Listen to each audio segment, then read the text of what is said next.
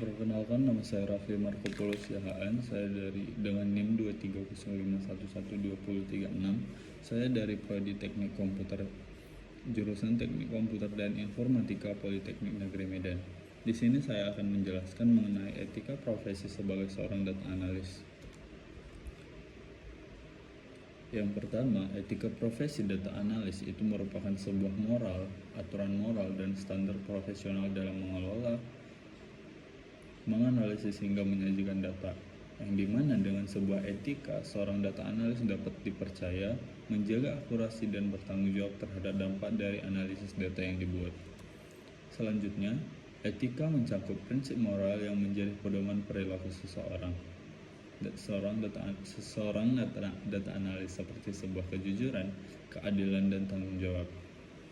Nah, profesi data analis ini berhubungan langsung dengan data penting, sehingga harus menjaga integritas dan tidak melakukan penyalahgunaan data. Apa tanggung jawab seorang data analis? Itu adalah memastikan kualitas data dan tidak memberikan analisis yang objektif. Data tidak boleh dimanipulasi untuk mendukung kepentingan tertentu, yang dimana hasil analisis harus membantu pengambilan keputusan secara akurat dan dapat dipercaya. Selanjutnya ada privasi dan kerahasiaan data, yang dimana seorang data analis sering berhadapan dengan data pribadi pelanggan seperti identitas, keuangan, atau kesehatan. Oleh karena itu, wajib menjaga kerahasiaan data, tidak membocorkan informasi, dan mematuhi hukum yang sudah berlaku seperti UU PDP atau GDPR.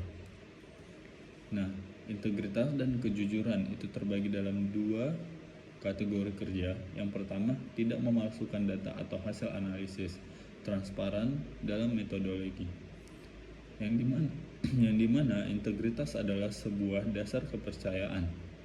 Data analis tidak boleh memalsukan data, menutupi kesalahan, atau memaksa hasil analisis agar terlihat sesuai target. Semua proses yang dikerjakan harus terlihat dalam transparan, mulai dari pengumpulan data, pembersihan, hingga interpretasi. Selanjutnya, penggunaan data secara bertanggung jawab, yang dimana data yang diperoleh harus digunakan sesuai dengan tujuan penelitian atau perusahaan. Nah, jika terjadi menyalahgunakan akses data, misalnya untuk menjual informasi atau kepentingan pribadi, ini merupakan sebuah pelanggaran etis dan hukum. Data analis juga harus menghindari bias algoritma agar analisis tidak diskriminatif. Selanjutnya ada profesionalisme di bidang seorang data analis. Nah, profesionalisme berarti bekerja sesuai standar, disiplin, dan terus meningkatkan keterampilannya, karena dunia data sangat dinamis. Seorang data analis juga harus menjaga hubungan baik dengan tim dan menghargai kerahasiaan informasi sebuah perusahaan. Adapun contoh dari beberapa penjelasan yang tadi adalah contoh pelanggaran etika meliputi penyebaran data pelanggan tanpa izin, seperti yang sudah saya jelaskan tadi, memanipulasi data, mengakses database secara ilegal, dan memakai data untuk propaganda atau sebuah penipuan.